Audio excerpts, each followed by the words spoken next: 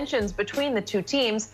One Cowboy source called the idea laughable, although Michael Irvin may have added some fuel to the fire recently by saying, quote, Russell Wilson wants Dak's chair. So, Shannon, couldn't you see a Russell for Dak trade actually happening here?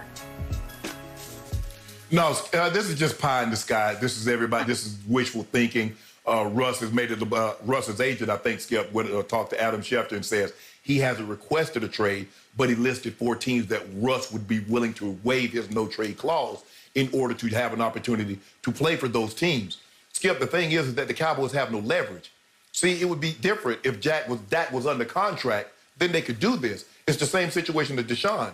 But because the difference is that Dak is a free agent. So you would have to put the tag on him, and then he would have to sign the tag. He would have to be accepting of going where you wanted to send him. And at some point in time, he and his agent would have to sit down, work out a deal with the Seattle Seahawks that's going to pay him in excess of $40 million a year.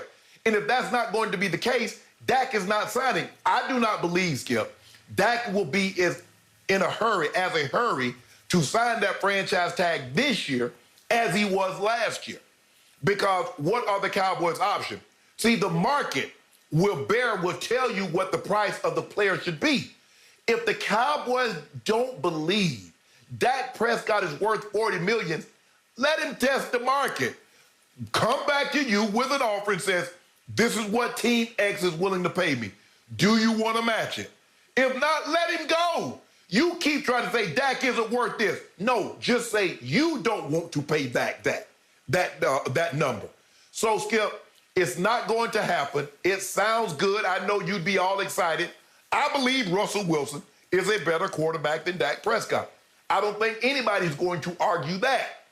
But the fact of the matter is that with all this flirting, all this doing is that Dak keeps saying, see, y'all don't believe in me.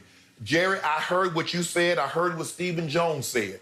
But at the end of the day, you're entertaining this. Don't think I don't know. Because, Skip, remember, D. Smith, who's the head of the Players Association, in a conference call, what did he tell his group? Tell the agents to do what, Skip?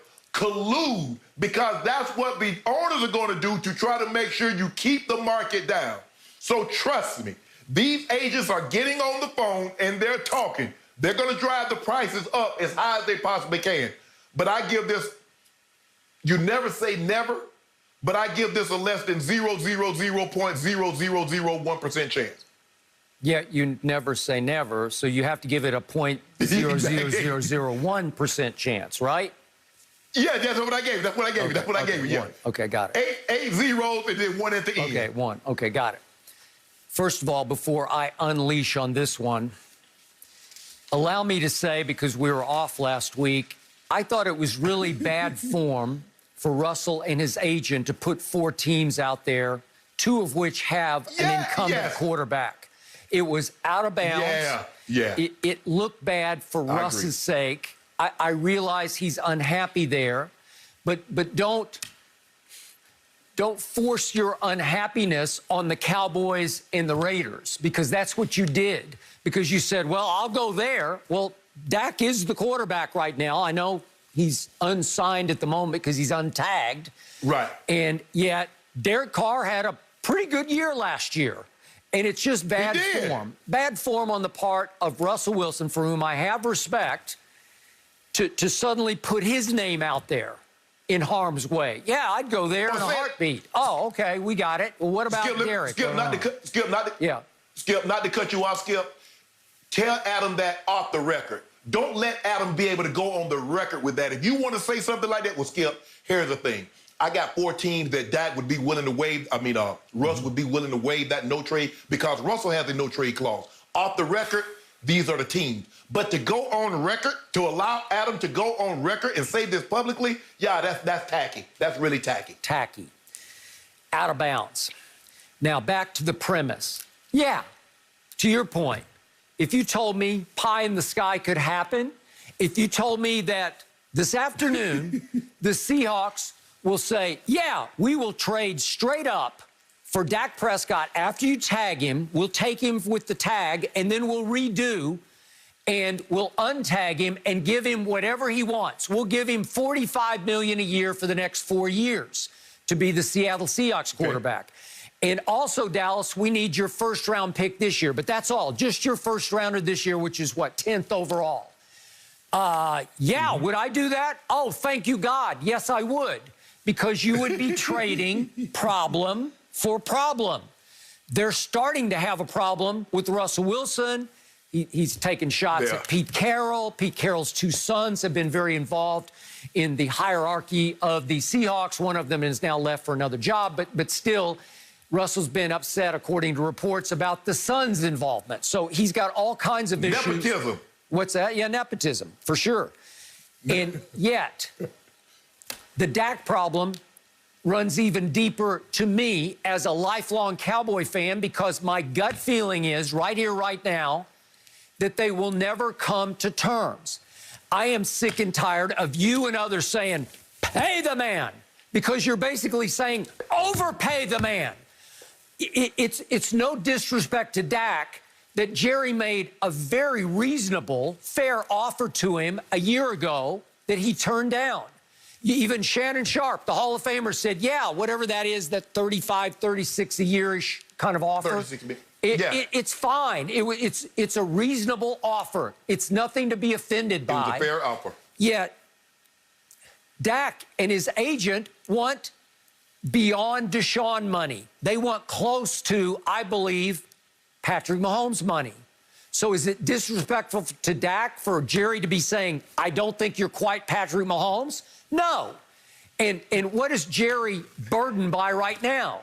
Well, here I was banging the table with my fist on Undisputed 2 years ago saying, pay the man, pay Ezekiel Elliott top dollar. And he stayed down in Cabo right up to the end of camp. And then Jerry crumbled, buckled, and paid him the top salary of any running back in the National Football League. How did that work out? It didn't. He has never lived up to being the top-paid running back ever since, and I don't think he ever will. I hope I'm wrong, but it doesn't feel that way. And then, obviously, Jerry had to sit back and watch what happened to 2 quarterbacks who went at the top of Dak's draft, Jared Goff in L.A., Carson Wentz in Philly. Both of those teams had to eat huge dead cap money hits to get rid of those 2 quarterbacks.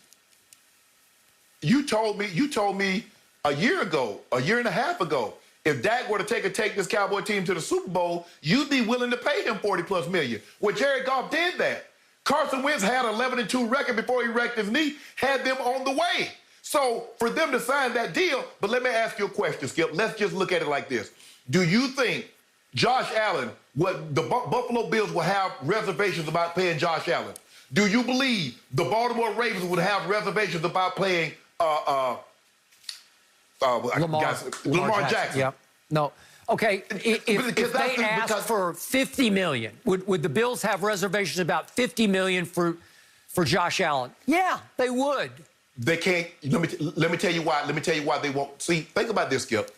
Patrick Mahomes got $45 million with 2 years left on a deal and 2 franchise tags. So theoretically, the Kansas City Chiefs didn't have to do anything for 4 years. Dak Prescott says, you want me to take $34, $35 million when you only got me for 1 more year with a franchise tag. No, I'm not going to do that. Josh Allen has 4 years. So sure, he's going to give Buffalo some wiggle room. Sure, Lamar Jackson is going to give them some wiggle room because they don't have to do nothing theoretically for another 3 to 4 years. So you're sacrificing some money for better security.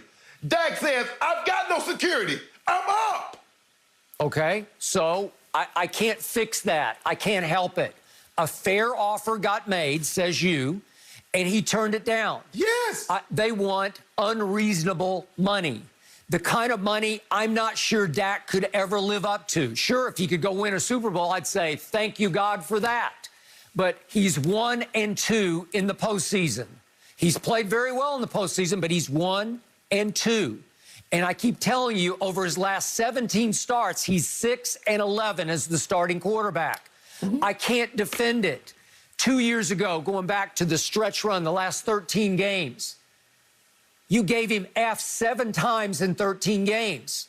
for his performance on Sunday, right here on a Monday Undisputed. You gave him an F, as in failed, as in flunked. And the point is, he was pretty bad. I struggled to defend him. I've been the biggest Dak fan, but I can't defend that. My point is, I'm afraid that the blood has gotten so bad between Jerry Jones, who, remember, early that year, I'm going back 2 seasons ago, what did he say? He said, we are imminent to get the contract done. This is right after the Zeke deal got done. We are imminent to get Dak done. That means they had agreed upon the money. They were crossing T's and dotting I's in the contract, and all of a sudden, the money got jerked out from underneath Jerry Jones because April Fools in September, Jerry, all of a sudden, they want way more money because Dak got off to a hot start against 3 bad teams. Jerry doesn't play that way.